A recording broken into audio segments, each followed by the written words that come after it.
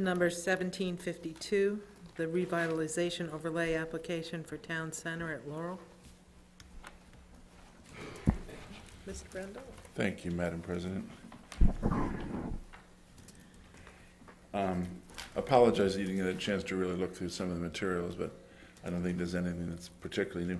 I wasn't planning on spending a great deal of time talking about this because it's pretty straightforward.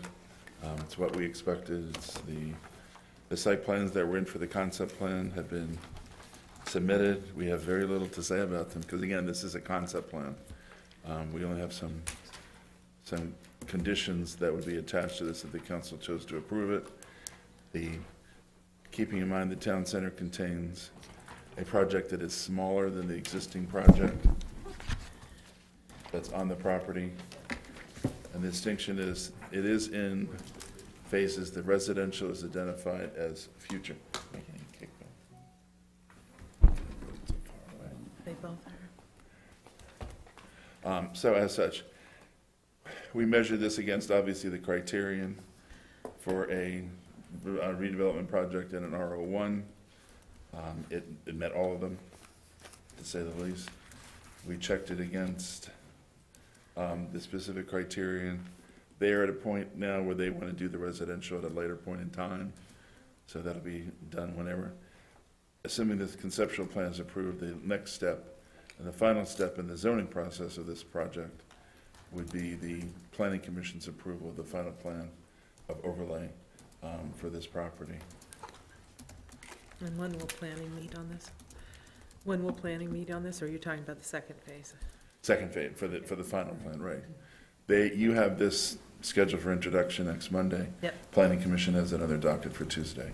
Okay. This is moving forward. All right. But just a quick concluding comments. There's a number of things we want added to the final plan. Foremost is, and the applicant themselves have wanted to do this. This is now the present location of CMRT's Laurel Hub. We're looking for another place on or adjacent to the site to move that hub. It's going to be directly in front of apartments in the future, and I don't think we want that. We also like to be in a place that's more well lit, that can be more policed than the present hub is. It's a little, needs some work kind of thing. So we will be meeting with Maynard Nash, who's the operations person for CMRT in the next month, probably in the next few weeks actually, for that. That is a priority. We also want to make sure that they identify at least one place on site where there is bicycle parking, preferably next to the bicycle route, which is on 4th Street. Like any other project from now on, this is subject to community design standards of the Unified Land Development Code, so that will have to be submitted to us. They did a fairly good job, and we can see the grocery store and the cinemas in their tenant overlay, in their tenant package, a number of the criteria the tenant has to do. So those are good things. We just need to see a more specific thing, which is typical for their renderings of all the facades of the building. Because this is a retail project, the only one, from my brief existence in the retail world, there's only one thing I can guarantee you, and that these things cannot be held. These configurations will probably change ever so slightly, depending who the tenant is. I mean, it's just the way it is. As we also, with the conversation, we're going to pay very close attention to loading docks, where they are and how they're sealed, especially the grocery store in the relationship to the residences in the back area. That'll be this is nothing that they're not used to doing. I mean, there's nothing extraordinary about any of these things. So with the bus hub, things like that, they're still working on a feasibility where they're going to use all, part, or none of the deck in the back. That decision has not been made yet, but I'm sure they're fairly close to that. And just standard, the typical compliance items. They comply with all necessary regulations and in the ordinance, et cetera, as an overlay. There's been mention, which I'm sure they want to do to make sure this project meets all green technology standards and things like that, as well as public safety standards. I believe, I forgot the name again.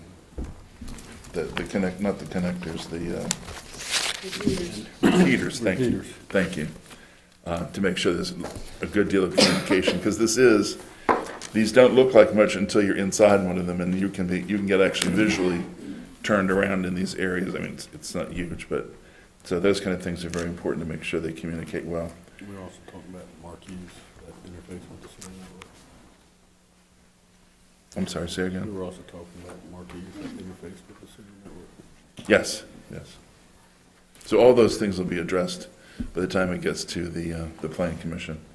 So, but as it goes, these recommendations are relatively benign and typical, because you have obviously a first-rate developer, and you don't have to fight for anything that's here already.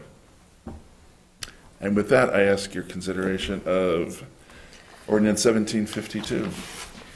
Thank you, Mr. Brendel. Mr. Smalls, any comments? Couple of questions. Carl, I'm going to take them in the, offer them in the order that you mentioned them. First, talking about the residential, just in general. You said later on in the project, is there a date, a general time when the residential piece is considered to come on board? There hasn't been one mentioned. They have interviewed a number of companies. Conceptually, I don't have a problem, personally I have a problem now, but by the time it reaches the planning commission, I think there should be a no later than date. So that's what I'm a getting good at. point. Right, right. Oftentimes, we have overlays that get approved and never get built, so this is a good re-emphasis to that fact. That's exactly right. The other one is the CMRT hub. Under the old project, that hub was going to be somewhere in the rear, under the rear deck, if I remember correctly. That's where one of the sketches had it, that's correct. Exactly. Any general ideas as to where, understanding we don't want to, in front of an apartment building or residential dwellings, but any general idea where that might be located on the project, and what kind of shelter, I'll say, or hub would it be? That is, again, we had a bit of detail on from the old project, exactly what that area is going to look like. So I'm just curious to know, as a hub, how it's going to function. Yeah, I just wanted, I'm sharing my thoughts, not the administration's, but Fourth is a Your thoughts are the administration. Yeah. Be careful. I wasn't taking that liberty. So. Okay, go ahead. 4th Street is a fairly wide street. I think this, like I said, one of the things that disappoints me is that the folks that use the system don't keep it up. The bus shelters are full with trash, and people loitering and standing around. My own personal thinking is that it stays on 4th Street, and that we line up the shelters so that the buses can stay there. One of the awkward things that we had discovered, among the fact that it wasn't even on the property for the bus shelter that was proposed, is what's very strange about this property is, if you look at it, is that part of the deck and where Green Hill Avenue comes across is on Federal Realty's property. It does not follow a natural angle. But be that as it may, none of the CMRT buses, when they come in here, they would have to back out and then do a large turnaround, and I'll just see smoke. Let me make a comment on this. On the hub, if you remember, that was something the administration wanted to see, wanted to work with the developer. There was pretty much of a consensus of working to try to make something work.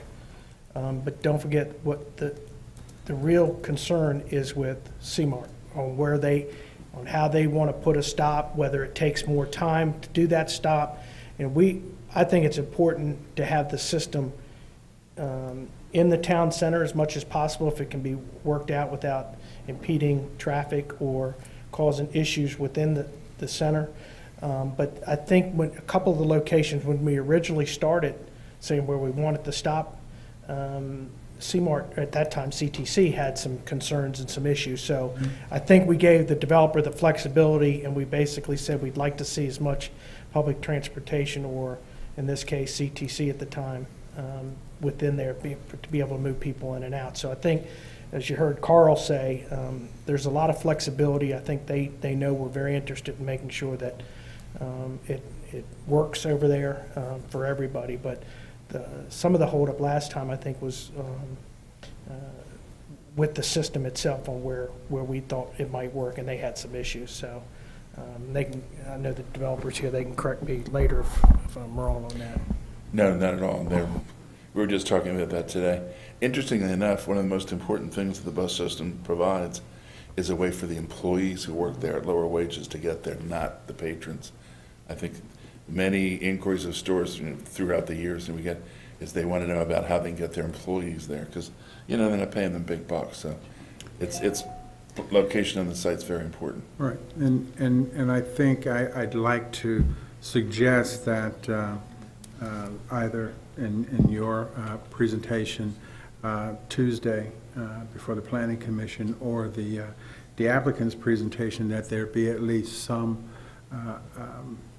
discussion to be had regarding, and I understand what you're saying, that things aren't fleshed out completely, but I think there should be some discussion on Well, I think we just should run them up the public flagpole now, transportation that we don't piece. have that dilemma at the end. I couldn't agree more.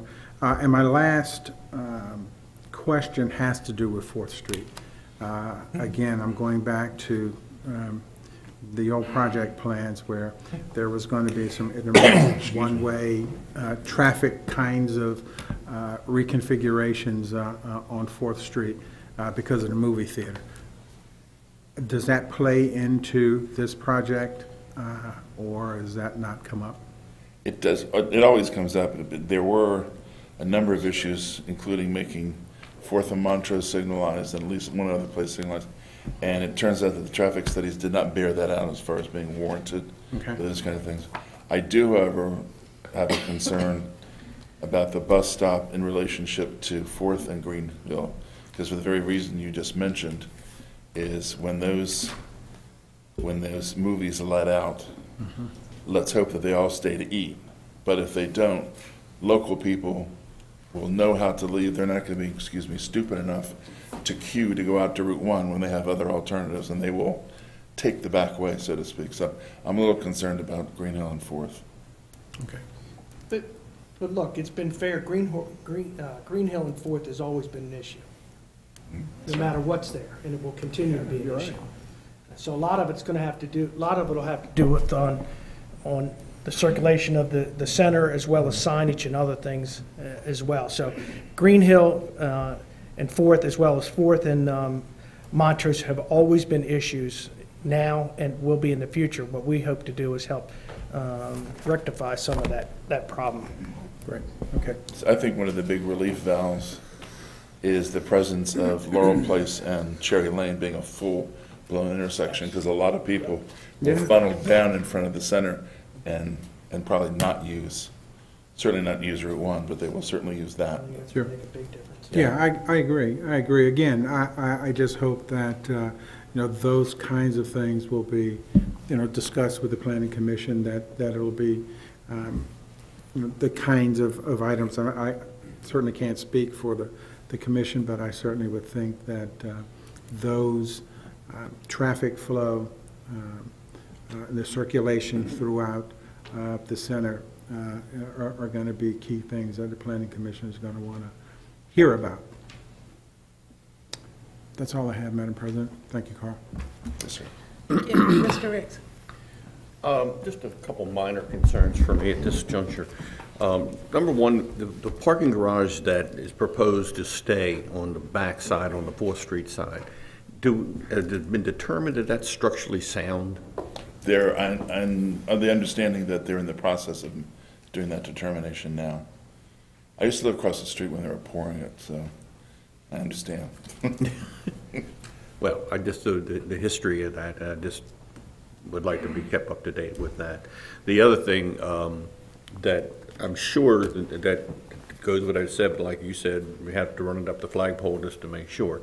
And I'm thinking about the aesthetics in the way of like the trash bins and the where the big dumpsters are, having protection and guarded from that, as far as the air conditioning units on the roof and that sort of thing, that there is some kind of a decorative fence or something put around them. right? All of these things, either by ordinance or through our own design standards, they'll have to be addressed. Everything like that has to have a screening element, facades, fascias, yes, absolutely. Okay, thank you. Mr. Lazo. Yeah, thank you, Madam President. Let me just, I'm not so sure, I mean, I've looked at this plan versus the original plan, which I think this is about half the plan of the original plan, as far as square footage. Is that It's correct? definitely smaller. I'm not so sure the CMRT hub should be on this site. I'm gonna throw that on the table. I'm not so sure the hub should be somewhere else. I agree that we need CMRT to have it on their major routes to bring people that work there and leave, go home. But I'm not so sure the hub should be on this site anymore. This is a totally different configuration, so I'm just gonna throw that on the table. Because about half the size. The original investment was gonna be 600 million or something. Now we're talking something lesser. We're talking about mostly single-level stores. We're talking about a theater complex, if I remember correctly, I think, Mr. DePietro, 2,400 seats? Is that correct? That's actually a smaller configuration than the other ones that I've been to in the area. I mean, that's a relatively small configuration. And when I went over to Commerce Drive over in Columbia, I don't know whose that is. Okay, I went over and spent some time over there when I just walked in. I was watching how they stagger the movies. And they stagger the movies for two reasons. First of all, they can get cars in and out. You want to come with me next time, Mr. Mo? A lot of time on your hands, okay?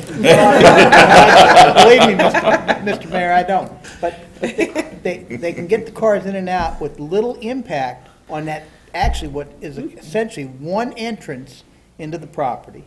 And the second thing is to cut down on staff. So again, I think that that's all part of how they run these theaters now to maximize their efficiency and profit. So the days when everything started at 7 and 9 and you might have something at midnight, I think that's all finished now. What I noticed was they're all staggered. So, well, I'm just trying to figure out how, we've got the movie theaters on the back of the property. And 4th Street is in fact a concern. It can't take much of a load. But but again, I think that that's part of the design criteria. How many residential units did we have initially in this project? I think there were 450, now there's 435. Plus the office. There was office and part of We it. had many plans, right? Yeah, okay. So again, while the residential hasn't, and they've got some kind of number here, 435, but it may not actually be that. It may be something else. Is Right. that correct? Okay, I just want to make sure I understand that. Yeah, I mean, everything's very fluid in this. Yeah. And we essentially have not changed the ingress and egress from the property from what's configured now. We've got the main entrance off Route 1, we've got the one off Cherry Lane and the one off 4th Street. And they get smaller as we go around the horn, as they say. Right, except the one at Cherry Lane has much bigger capacity than it used to. I understand, but the big one, of course, is still in the front. I was asking Mrs. Mills in the promise that she didn't select me. I thought she had a great idea, and that is to converse with Federal Realty next door about using the back of Giant, because that's not a particularly active area, yet it's proximate to the rest of the complex. Okay, so Oops. I'm just going to ask you, since On the far end. Mr. Smalls and I are both concerned about public transportation, it's important. So I just asked that maybe the Planning Commission, in their deliberations, they consider that maybe it doesn't exactly have to be on this piece of property, because the downsizing, it's a far different layout when you've got single story, you don't have a big mall. Okay. And the last thing is, there's a great, I'll let somebody else worry about the parking garage at this point. I'm not an engineer. I don't want it to fall down. But there's going to be a great deal of landscaping on this property. So I'm just going to point out that I've asked a question, it's been answered, that the stormwater management, they'll conform to the county standards. There'll be no waivers. But I'm going to ask that they consider holding the water to do the irrigation for the green space. They seem to save money on that down in Atlanta, Georgia. That's all I know. Every place is saving water in cisterns and then utilizing that to water the The sprinklers are going off all the time, and they got a water shortage down there. So I'm going to ask that the developer consider that. There is a cost associated with that, I know that. But if you put it under a garage, where you don't get the same kind of freezing as if it's sitting in the open, there's some advantages to minimizing the cost for maintaining that water. And that's all I have at this point, because we're going to see this many times, I'm sure. Yes, we are. Thank you. Ms. Nicholas? You've actually already answered a couple of my questions, but one, so the parking garage, how many levels will it be for the town center? Oh, just one. Just one level. It's a portion it's just the deck that's there today. It'll just get spruced up and not look hideous. Right. And for the future residential unit, will the parking garage be under the building? No, they're all structured. That'll be structured parking. Because you have something similar right across the street. They call them donut buildings, but this one would have a modified parking level. It'll definitely be multi-level, probably. Okay, that's all I have. Thank you. Okay. Mr. DePietro, do you have someone that would like to come up for a minute, or you're just taking notes, or? We're taking notes, Madam President, be happy to answer any questions. We're working with staff on a regular basis. Okay. We got the report this afternoon, so we'll be able to see Mr. President in the next 48 hours. Okay. Go through some of this, hearing about the costs and a few other things, we'll be able to respond to that. I've always enjoyed the conversation about 4th and Greenville Avenue. We had it in the 70s, beginning of the early 60s. We still haven't changed Greenville Avenue, everybody buys, so but the entire 4th and 5th Street was completely rearranged to one-way streets in order to accommodate the traffic flow. That's why 4th Street is one way going into the residential section of 198. 5th Street is one way up to 198 coming into Laurel Hill, so it makes everybody divert their traffic flows away from the shopping center. It's more successful. For us actually being much smaller, I don't see that that's going to be much change. But we'll have the traffic engineer addressing directly in terms of the question. Certainly the intersection with us, it doesn't warrant a traffic light. It didn't warrant a traffic light when the mall was there, which is quite sizable. So you're not going to get a warrant for a traffic light at that intersection. So there's other things we need to worry about. And we're going to meet with the bus company and start going through what they're doing. Thank you, and thank you for coming tonight and taking notes. We appreciate it. Yeah. Okay.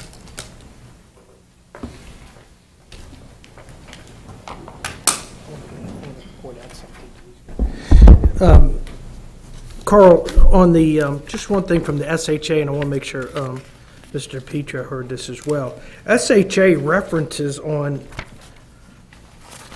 it's on their page 2. They say on number 2, based on the information provided, they are still calling this the Laurel Mall expansion. Not an expansion, is it? Considered an expansion? No, there's a number of, we have had a meeting regarding their comments.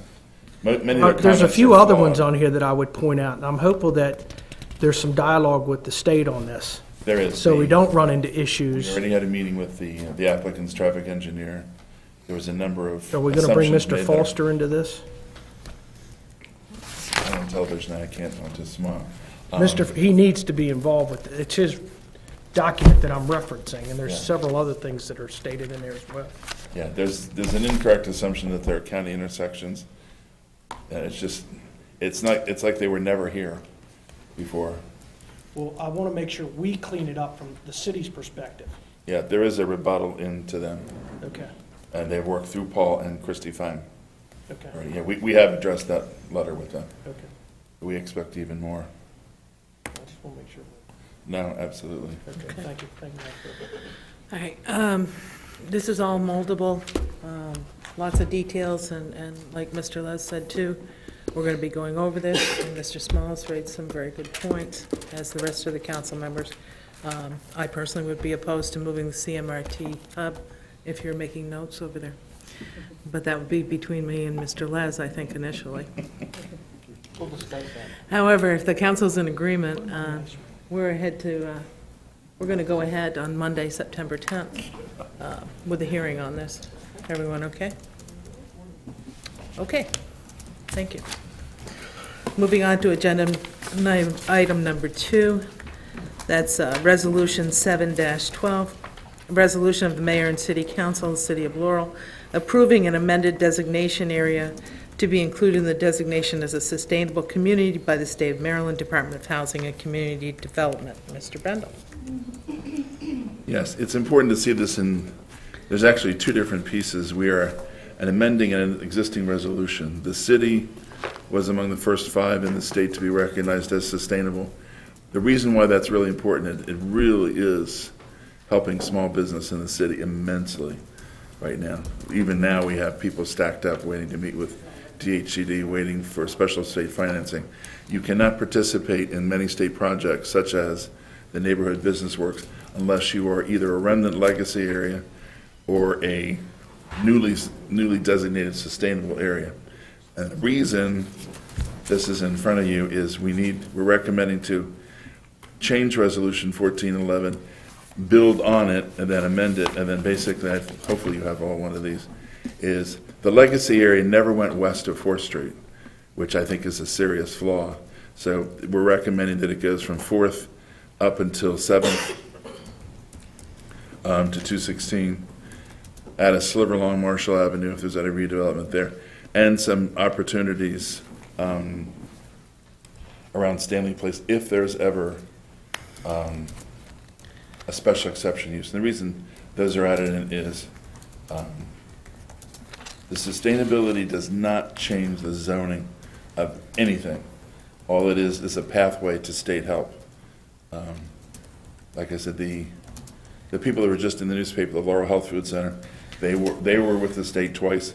I keep begging them to turn in receipts, and try to participate in the program, but apparently they've been so busy. So that program alone has been very helpful, because you'll see more resolutions recommending approval soon for, like I said, business interest has really picked up in the street. But back to square one.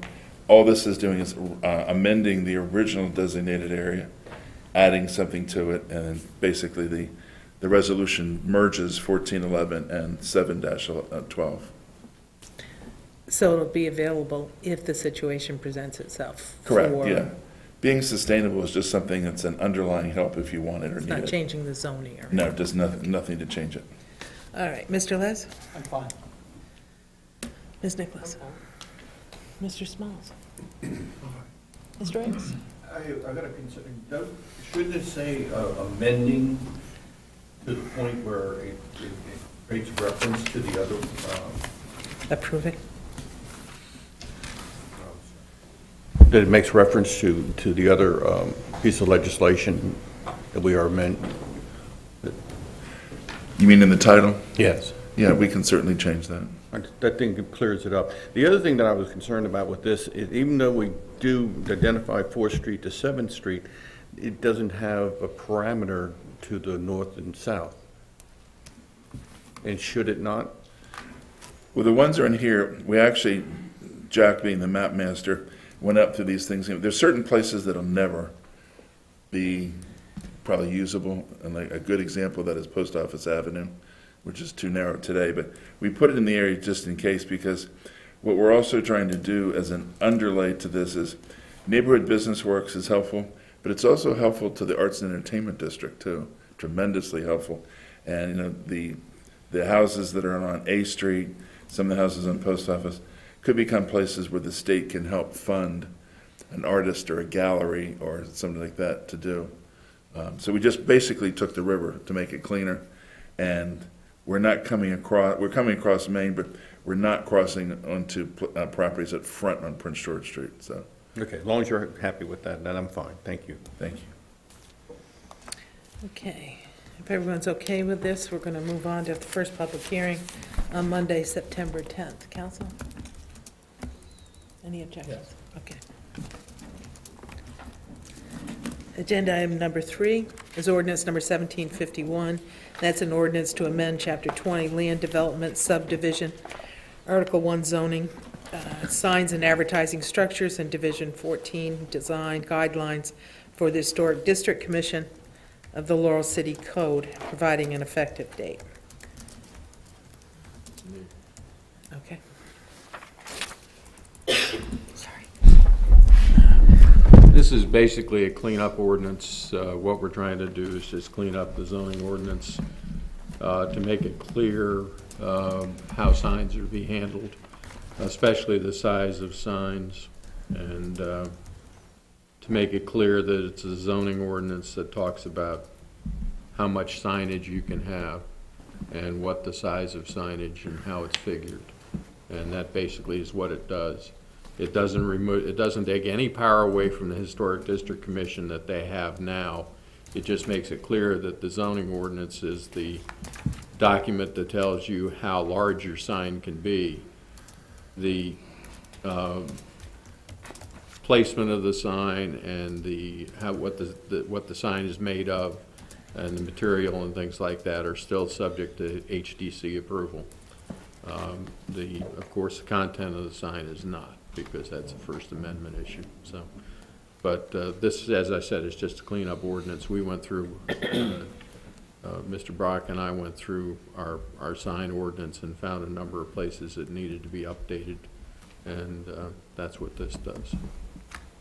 I noticed there's a 45-day. Yes, those are for there. temporary signs, window signs. Is that long? Is that short? Is that normal?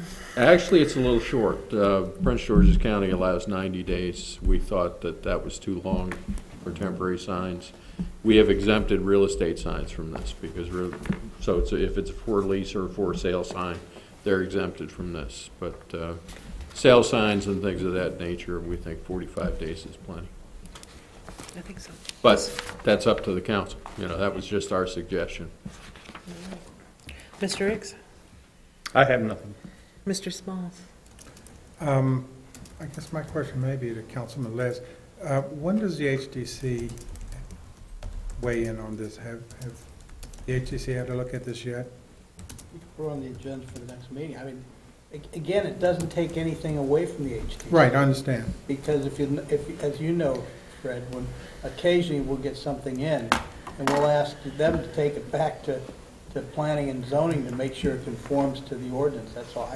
I don't see any problem. I mean, as courtesy, I mean, we can have Sunny send it out to the HTC members. We're going to meet in 2 weeks. I don't think there's any problem here. Because this just cleans it up. That's all it does.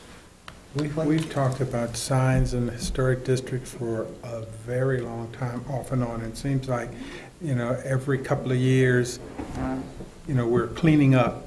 So I was just curious as to where the HCC may be on it. If I can comment, we're in a pretty good rhythm right now with people coming in for signs. Okay.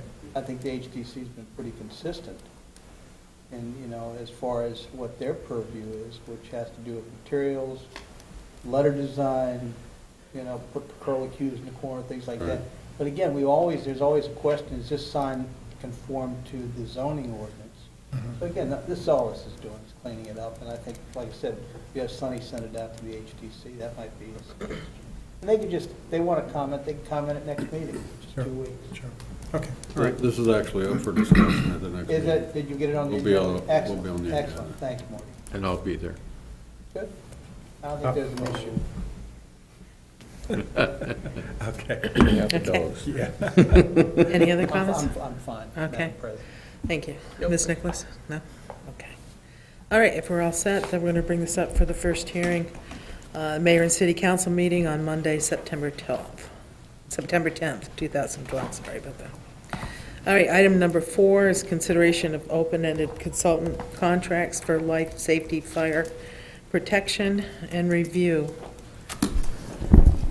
Mr. Fleming? Thank you, Madam President. The proposal before you this evening is a request to authorize the extension of existing open-ended consultant contracts that we have for life safety and fire protection review. Just to a brief history, one of the targets of the mayor during his first tenure as mayor was to eliminate some of the how do I say it, the roadblocks to development in the city of Laurel, and one of those was primarily dealing with the life safety and fire protection review with Prince George's County. Their review process, for whatever the reasons, were taking anywhere from 8 months to 18 months. When we established the Office of the Fire Marshal, we took over this responsibility from Prince George's County.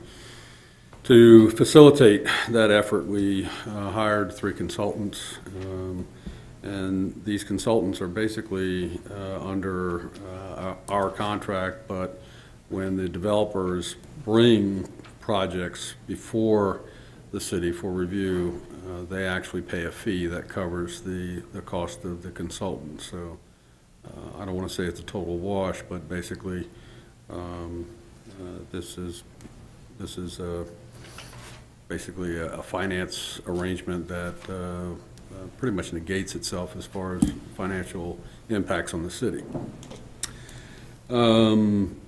However, in keeping with our finance requirements under GASB regulations, this is an expenditure on our part. We do charge a fee, but we are, in collecting that fee, we are making an expenditure to a consultant. So because of that, we are required to award a contract in this fashion. What we would like to do under the current proposal is 2 things. One, we would like to extend the current contract so that we can get this on a fiscal year basis. The adoption of the budget comes in May, and this process is subject to funding by the council. If that funding goes away, adoption in May, that would give us enough time to cancel the contracts that would come due June 30. The other is to extend the period of these contracts for 2 years. The consultants that we deal with have agreed to extend their prices, and this is the 3rd time they've done that. They're holding their prices that are basically 6 years old now. The prices that they have provided us are significantly under the market for this region for the services that they're providing. So we're recommending that the mayor and council extend the contract to June 30, 2014. At this point in time, the current budget has an expenditure of about $9,000, which would be covered by a $9,000 exchange from the developer in the form of fees. However, with the recent movement on the mall, we are starting to see a lot more interest, and we have actually started to receive some submittals that lead us to believe that the value of this contract will exceed $20,000, which puts it in your purview for approval. Okay. Ms. Nicholas? Mr. Lance? I'm fine with this. Mr. Smalls? I'm fine. I'm fine. All right. We'll go ahead on Monday night, September 10th. Okay. Agenda item number 5 is the charter resolution to add a new section to the charter for the city of Laurel entitled Collective Bargaining to provide for collective bargaining with certain police officers in the city of Laurel Police Department. Mr. Manzi. I'm going to take this one to start out, Madam President. As you know, back in 2009, and since then I've made a commitment to work towards the collective bargaining for the police department.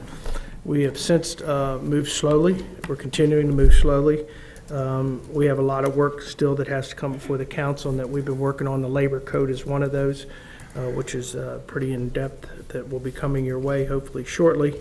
But one of the things that we realized that was in our own charter, this is enabling legislation. If you pass this, doesn't mean you support collective bargaining or you're opposed to collective bargaining. It adds it to our charter to allow us to start that process. So that's what this is.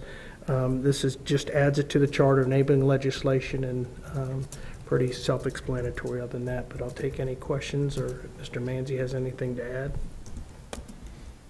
Okay. All right. Mr. Les? I'm fine. Ms. Nicholas? Mr. Woods? Fine. Mr. Smalls? We're all in agreement. Okay. We will probably by next week have the code, we'll probably have the labor code coming your way as a draft, probably by next week. If no later. Okay. Council's in agreement to move forward on Monday, September 10th for the introduction of this legislation. Thank you.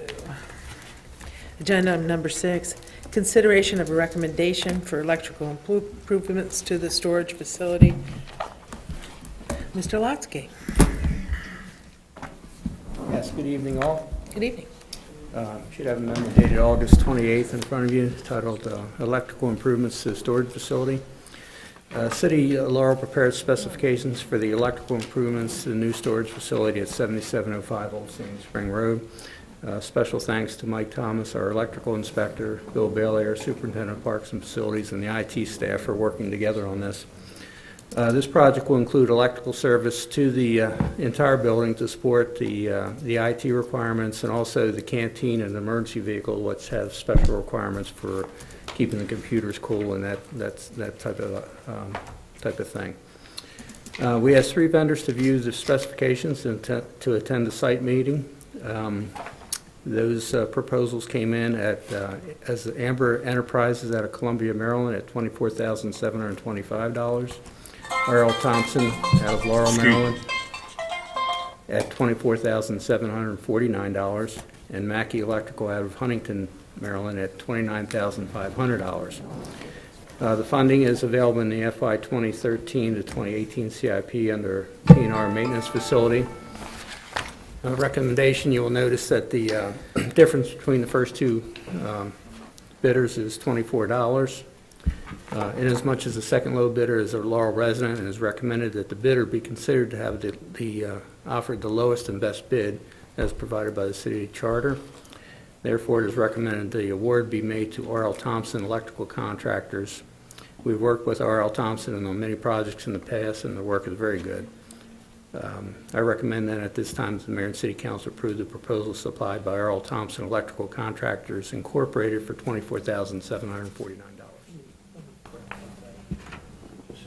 That is a business in the city of Laurel, not the resident. Mr. Smalls. Oh, I fully support this. Okay. Mr. Ricks. I totally support it, and Mrs. Mills and I have had this conversation, and I think this is the way we should be doing business and spend our money in the city of Laurel. So I totally support this. Ms. Nicholas. I support it too. Mr. Les. I'm fine with this, Madam President. Thank you. All right. Monday, September 10th, 2012. We'll look to award the bid. Okay, thank you. Thank you. Agenda item number 7 is a consideration of recommendation from the Census and Ward Boundary Citizen Review Committee.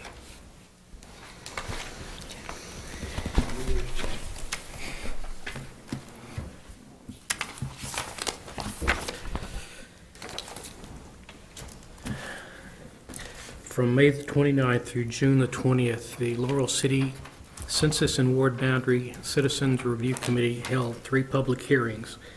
And on June the 26th, they had 3 public meetings, and on June the 26th, they held a public hearing.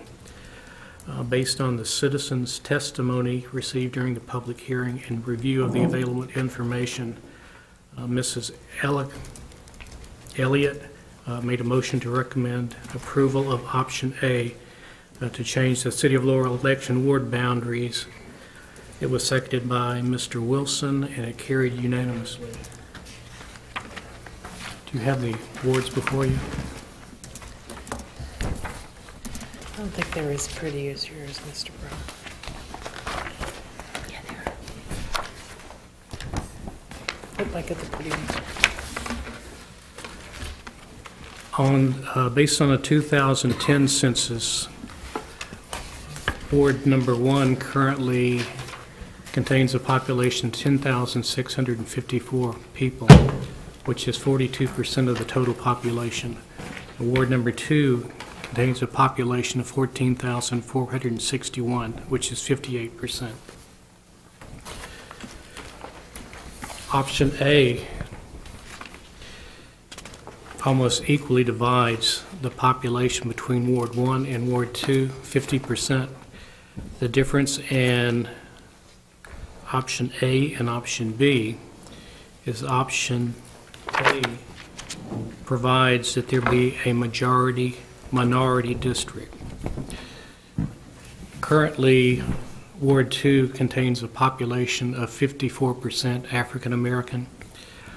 Option A would ensure the continuation of the majority district, which would be, as proposed, 57%. Option B, which was not recommended, would provide for, in Ward 2, a population of African American of 50%. Based on the comments from the city solicitor and public input, therefore the committee recommended option A, maintaining a minority district of 57%, and also providing an equal 50-50 share between Wards 1 and Wards 2.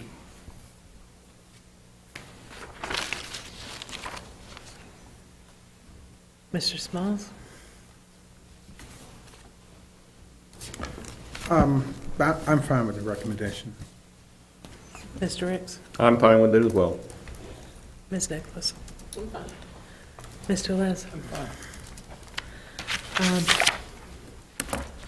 I think it affects Mr. Smalls and I's Ward 2 quite substantially. I'm sorry. It affects our Ward 2 quite substantially. Yes. And as I was telling Ms. Mills, I truly enjoy those voters. So do I. I think we'll have to go and see them anyways. Well, I think we all know that the vast majority of the growth in the city has been in Ward 2.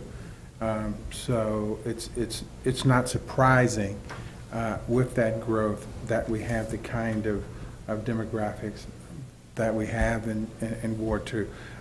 Ward 1 seems to me to, by and large, be a bit more stable in terms of, its residence mix.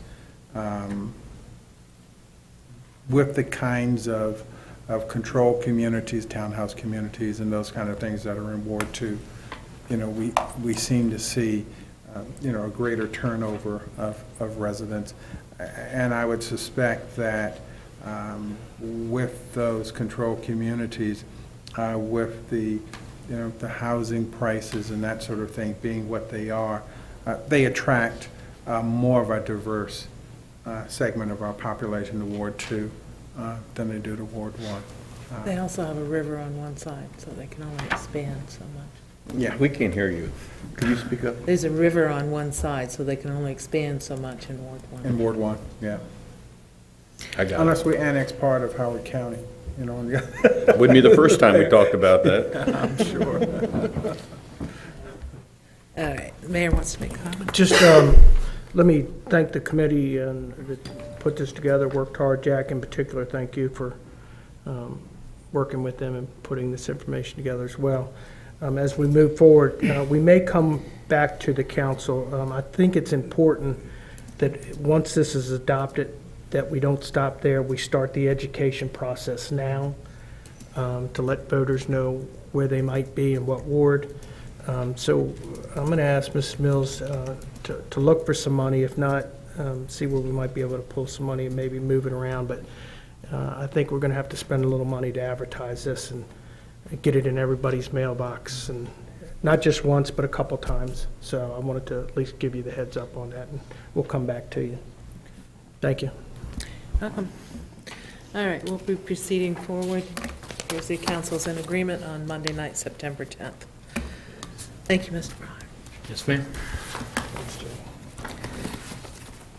Agenda number 8 is the consideration of a bid recommendation for the purchase of ammunition. Chief?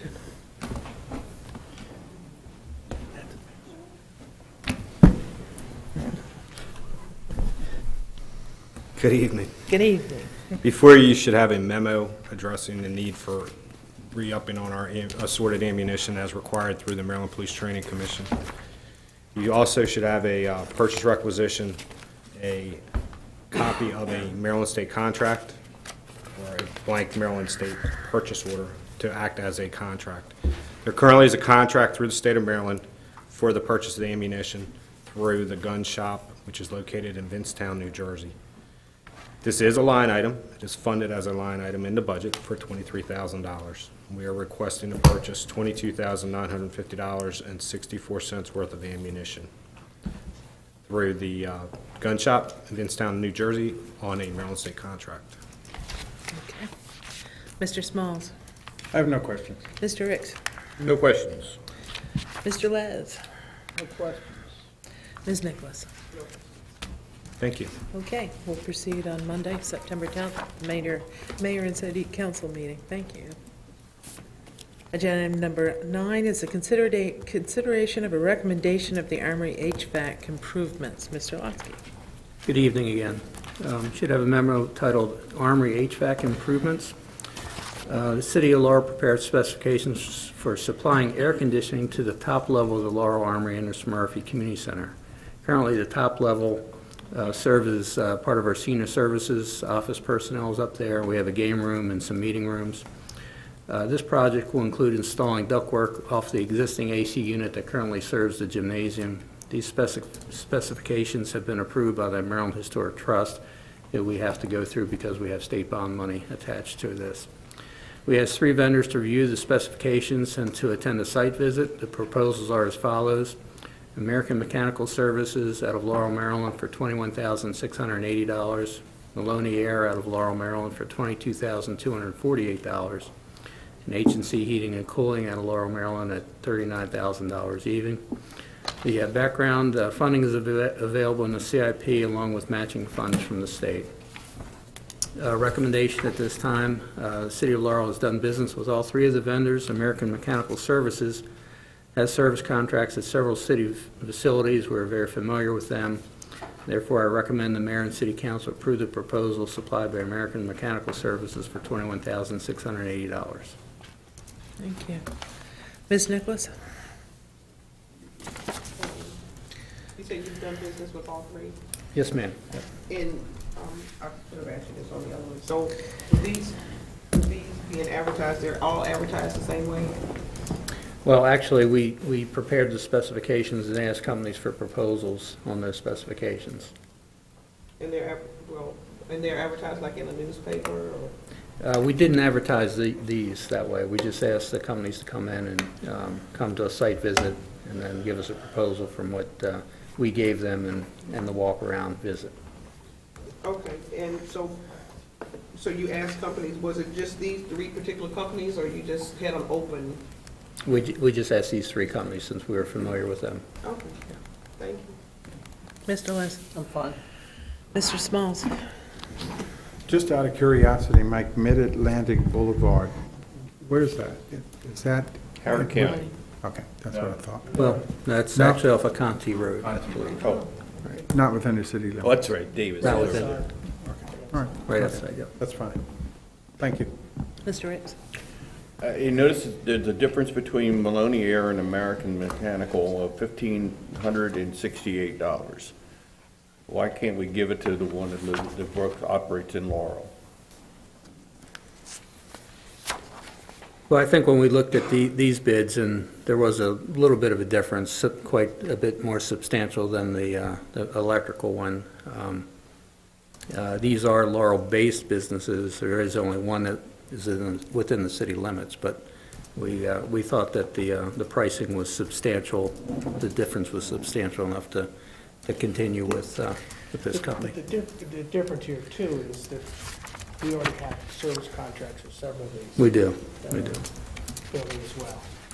But the point still is, I mean, is it that much of a difference between the bid and the materials and that sort of thing between the 2 vendors that would concern you? I'd be comfortable going with either one, but I think American Mechanical Services, at their price, as you say, being $1,500 cheaper, would be more in line with this one, in my opinion. I mean, we do business with Maloney Air. H&C did the installation spending my down money in at Laurel. down Yeah, at make it the clear. Public Works facility. I mean, if it was $20,000 difference or something like that, but $1,500 is not something that I think that we can break the rule by not giving it to Maloney as opposed to somebody that's down the We country. are working on, where are we at with the new policy on that? Working with the finance director on finalizing a draft. Has been a pretty, Here's what I'd recommend, and they've done their research and it's in the council's hands.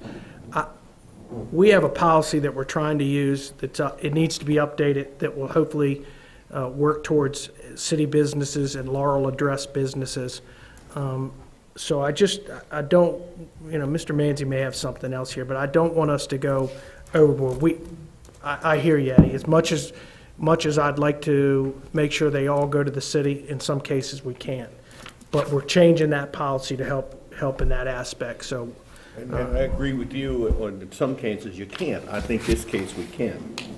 This, as Mike pointed out, AMS already has contracts at several of our facilities. And so does Maloney Air. They don't have our service contracts. They do. They have a service contract at a couple of our facilities also. If I could jump in, as you all know, earlier this year, we did pass a resolution that, shop Laurel, so to speak, but it included not just within the city, but the region, particularly Prince George's County.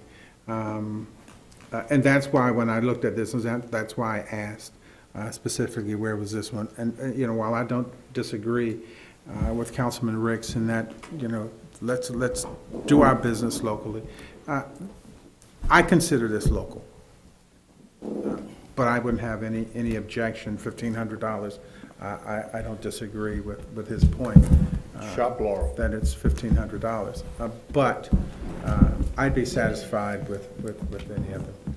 I can tell you that Maloney Air, in another instance, we have to do some HVAC work up at the storage facility, and they came in lowest, and it was under $10,000, so it didn't need to come before the council, but they are getting work up there. I just think we ought to shop Laurel.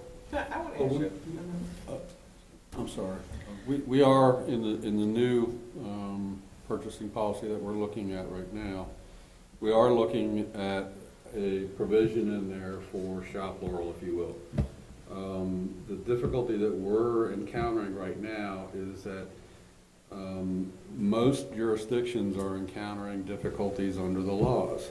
So they're having to come up with it's basically like a scoring sheet where you have to score the bidders to determine whether or not you can actually apply a provision such as shop Laurel, if you will. So we also have other concerns.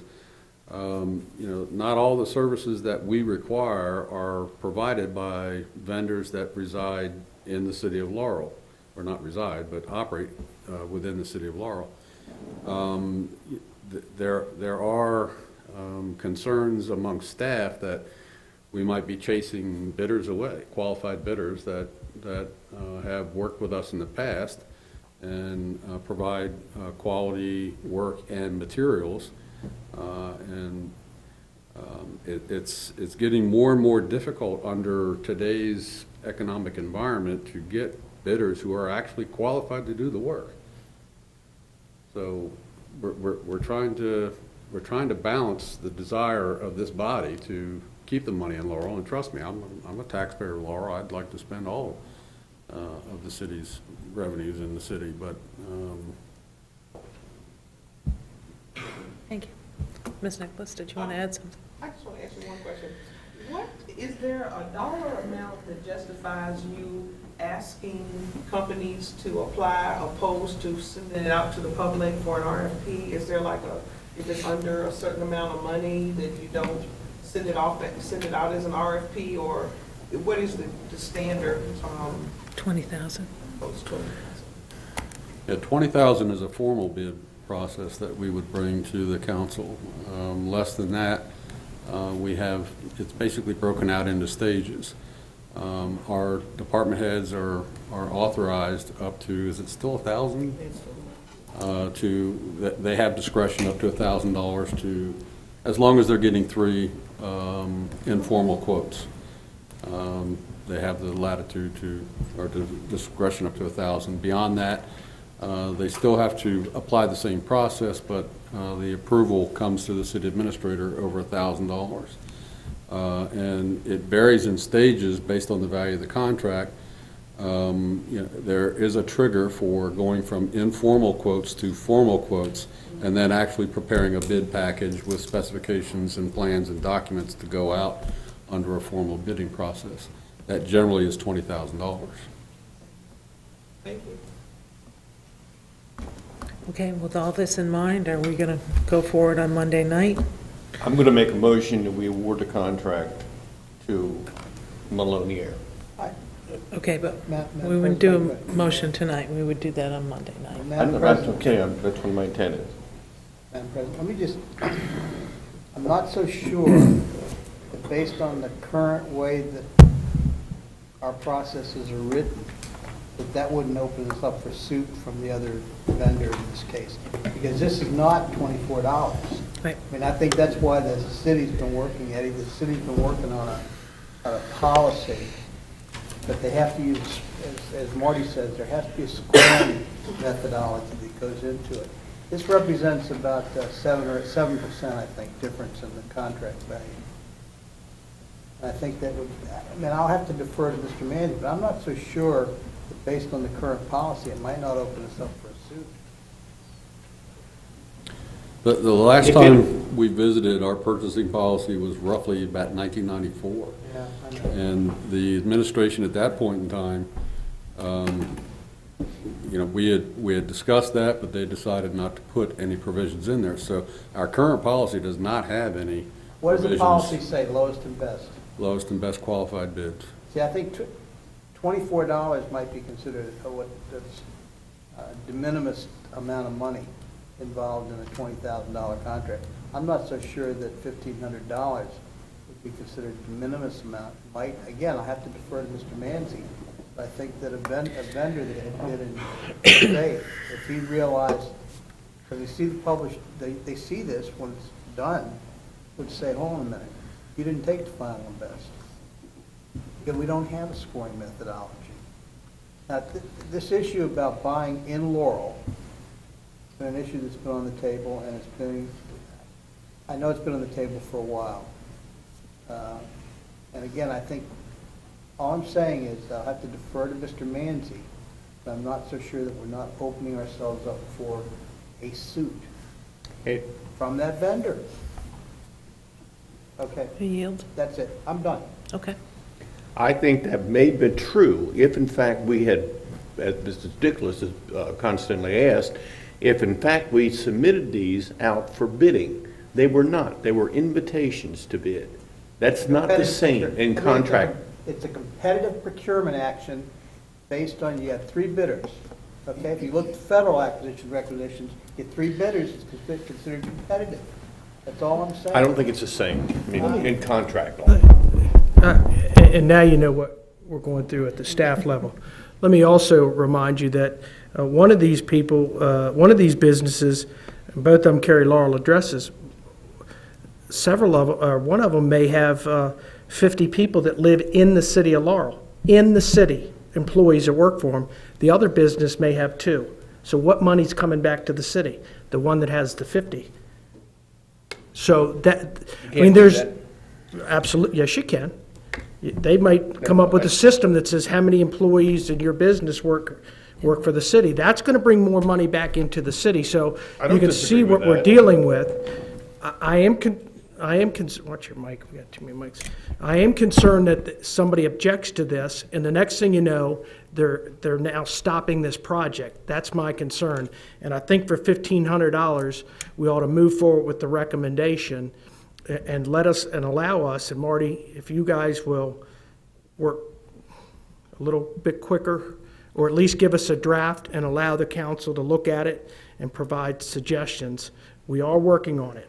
And this administration, since I've been here in this council, has always put out the word, we want to do business in the city and buy in the city. And I think the resolution that Councilman Smalls did and was passed by this body, we heard that. We constantly tried to, we don't have these big contracts, which sometimes halts us as well. But I would hate for them to object to this and then all of a sudden the project comes to a screeching halt. Thank you. Okay. Madam President, Mr. Manzi, we open ourselves up for liability based on our current processes?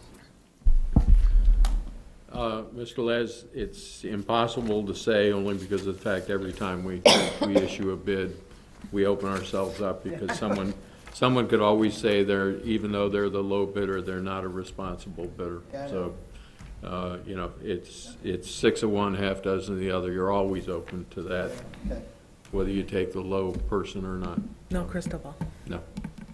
Okay. All right. Very good points. I'm going to yield to the administration, just knowing that this is going to be taken care of. I know it's in the works, but I just think when we start saying something like buy Laurel, then I think we have to live by that. Right. Absolutely. Thank you. Thank you, Madam President. Okay. Thank you, Madam President. All right, we'll bring it up on here. Thank you all. Thank you, Marshall. September 10th. All right, agenda number 10, ordinance to create a new article 4 entitled dumpsters, specialized trash, and garbage receptacles. Mr. Les, you're going to be doing a presentation Yeah, on this? the issue of dumpsters, Planning Commission's been talking about this for 20 years. There didn't used to be the proliferation of dumpsters that we have today. I mean, I don't know what's going on. I haven't been to any Planning Commission meetings lately. And I know that when you look at the site landscape plans, they get structures erected with gates on them. But the difficulty, Marty's heard, I've called Marty many, many times over the last 15 years about dumpsters overflowing, dumpsters sitting in the middle of something, someplace. And I think if we're gonna be conscientious about trying to improve the streetscape of the city, we've got to do something. We have dumpster enclosures where we said to them when they built them, is that big enough if you've got to put another dumpster in there for recycling or your grease? Oh yeah, no problem. And now we've got grease things sitting outside of dumpster enclosures. The door's askew because they can't close it. And I think we just need to do something. We've got situations where they came in for a use and occupancy permit, said they were going to keep everything inside the building, and then a roll-around dumpster shows up in a car lane. Now we need to clean this up and get our arms around it, because in fact it is a visual blight. We've got a couple along Main Street. We've got a couple on Route 1. And again, I'm not anti-dumpster, but what I am is I'm anti-blight, visual blight, because I think it impacts our businesses. That's why. And that's why, and the mayor and I had discussed this, and I actually put it off for a couple of months and then asked Bob to draw something up. Now, what I've done is, this includes every dumpster that's in place out there that doesn't have an enclosure around it. And maybe 9 months is not the right, what would you put, 9 months in 8 here, months. Bob? 8 months. Maybe it's 12 months. I don't know what the time period is, but what we need, the other thing we need to do is catch the economy as it starts to improve, where somebody's willing to spend some money to improve the visual perspective of their business. So that's what this is all about. And this is my proposal, but I welcome any co-sponsors to it. I mean, code enforcement is going to have to enforce it, but it'll give them something to enforce. Okay. Questions? Mr. Smalls? I'm fine with this. I'm just curious, and I just haven't read it in here yet. As it relates to dumpsters that require large trucks, trash trucks, to lift them, if it's all 4 sides that are required, how do we 3 accommodate? sides with a gate. I mean, we Okay, so provide the- for a gate on the, and we're asking for either, you know, wood or masonry that's consistent with what's, you know, what the building structures are around there. Because I'll tell you what, you put up plastic lattice with a cyclone fence, and that's not solving the problem. No. That's just my observation. But the other thing is, then if you require that gate, then code enforcement can go say, hold on, your gate's not working here, why isn't it closed? And we've got, the other problem is we've got people stealing grease now, believe it or not. They go out and they pump the grease out of those things. And they leave a mess. Usually they leave a mess. I mean, I don't know what they're stealing it for, I guess they recycled it or something. Using They're running the their cars on it. They're running their cars on it. But again, so solid three sides. I notice in the application that they're coming with from the shopping center, they talked about dumpster enclosures there. Got to be 2 feet higher, if I remember correctly. I mean, they realize that this is a visual, the developer realizes the visual blight to their development. Right. We just need to help everybody understand that it is a visual blight. And I think it detracts from their business. Oh, I agree. I again, certainly agree. The only thing would be the 8 months versus 12 months. I don't know if this, so you might want to give that some thought before we vote. So I'm just drawing a visual, driving down 4th Street behind Giant, and the row of dumpsters that are back there, that will eventually, if we move forward on this, being closed, and the refuse trucks that come to pick up that, the driver presumably will have to get out open gates. That's correct. Okay. All right. Okay, but let me, since you mentioned that one, let me talk about that one. That enclosure back behind Giant was approved by the Planning Commission. And all the dumpsters for the back side of the shopping center, the open mall, open shopping center, were supposed to go in the enclosure. Well, that's not what's happened now. But we asked a question. Planning Commission, Larry Bird, I think, was chair at the time. Well, Carl may remember this. Is that big enough for what you anticipate your needs are going to be? What? They said yes, didn't they? Oh, yeah, they did. They all say yes. But then what you go, I don't know how many are back there. There's several back. That's a lot, yeah. Okay, so again, and we got recycling, they got a restaurant, they got grease bin. I think they have to separate their stuff too, cardboard. I don't know how the separation goes on, but again, I think it gives some teeth to the Planning Commission and to the code enforcement area. I think we ought to go for a little bit further with this, and I think it ought to go to the point where if it becomes, in which these trash trucks will hit these gates and they will destroy them, I think we ought to have it so that it's part of the responsibility of the property owner that when they are broken, that they refix within a certain period of time. I think that would come within code enforcement. You know, they'd examine the structures. But I think it has to be put in here in order for them to enforce it. I'm not sure.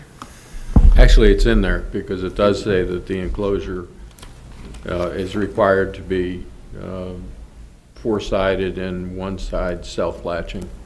So if for some reason one of the sides is broken down or the latch is not broken or broken or something like that, then we can cite, and we always cite the landowner. We very seldom cite the tenant, so. That usually gets the tenant's attention, so. And again, if I could, what we're looking for is conformance, not so much the. Penalize. We're not looking for the fee, the penalty. We're looking for the conformance so that they straighten away their Yeah, but if problem. not somebody that tells them, Well, that's why code enforcement's out there. I didn't read it that way. If Mr. Manzi says that it's there, then I'm good with that. Okay, then we're going to go forward And again, I welcome any co-sponsors. on Monday, September 10th. More than happy to co-sponsor. Okay, that's the end of the regular meeting. I move that we go into executive session pursuant to Section 10508A2, that's state government article of the annotated Code of Maryland, to discuss potential litigation and to consult with the city solicitor.